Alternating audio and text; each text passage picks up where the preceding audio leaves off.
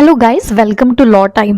So today in this video we will study about Evidence Act section 6 which talk about relevancy of facts forming part of same transaction. What it say that fact जो कि issue नहीं है but वो fact in issue से ऐसे connected है कि वो एक form कर रहे हैं same transaction का part है और वो relevant है whether they occurred at same time same place or different time different place. Fact which are so closely connected with the fact in issue so as to form part of the same transaction are relevant. इसका मतलब यह है कि ऐसे fact जो बहुत closely connected है fact in issue से और वो सेम ट्रांजेक्शन का पार्ट फॉर्म कर रहे हैं तो वो क्या होंगे, रिलेवेंट होंगे. There has to be continuity of transaction. इसमें क्या होना चाहिए, कंटिन्यूटी होना चाहिए ट्रांजेक्शन में in order to be registered.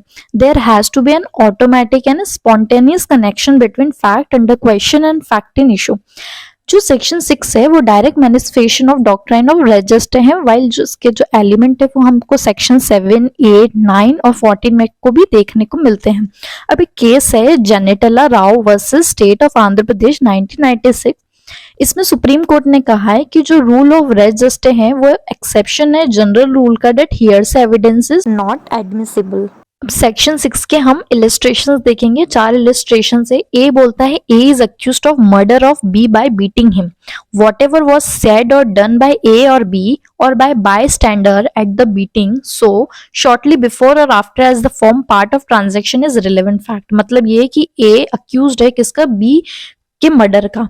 अब वहां पर जो भी लोग खड़े थे या बाय स्टैंडर थे जिन्होंने भी देखा है तो वो इस form part of same transaction का पार्ट है, तो ये फैक्ट रिलेवेंट फैक्ट होंगे. बी बोलता है A is accused of waging war against the government of India by taking part in the armed insurrection in which property is destroyed, troops are attacked and goals are broken up. The occurrence of this fact is relevant as forming part of general transaction. 2.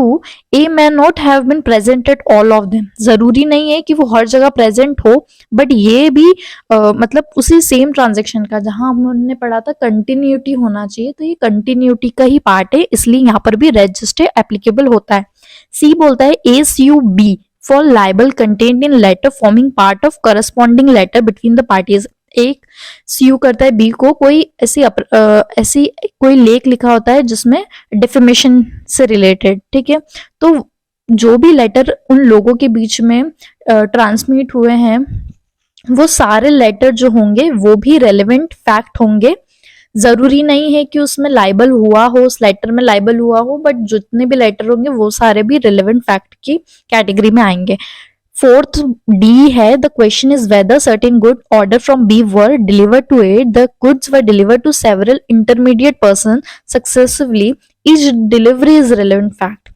अब question ये होता है कि B ने ए को deliver किया है या ए ने बी को डिलीवर करा है, whatever the good were deliver to several, जितने भी लोगों के पास से वो डिलीवरी होती हुई गई है तो सारी डिलीवरी जो है वो relevant. Thank you so much guys for watching this video. Do like, comment and share this video. Please subscribe करना मत भूलना.